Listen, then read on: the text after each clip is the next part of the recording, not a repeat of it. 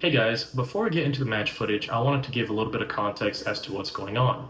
At this time, I haven't touched a firearm in over 2.5 months. I'm also visiting Texas for some training, so I have no equipment or gear, but I was lucky enough to have my buddy Paul from the Gentleman Gunner YouTube channel let me borrow his Good to Great Glock 45.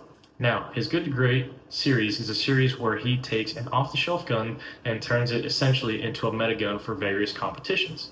If you're interested in that, make sure you check out his channel. But anyways, his Glock 45 is built around the Radian Ramjet and Afterburner combo, along with a Timney Alpha trigger and a Delta Point Pro red dot. Despite not really being a Glock shooter, using the equipment for the first time and not really enjoying compact guns, I was able to come in third place out of about 75 people that were signed up. If you're interested in more good to great builds, check out the Gentleman Gunner. Thanks for watching, and I hope you enjoy.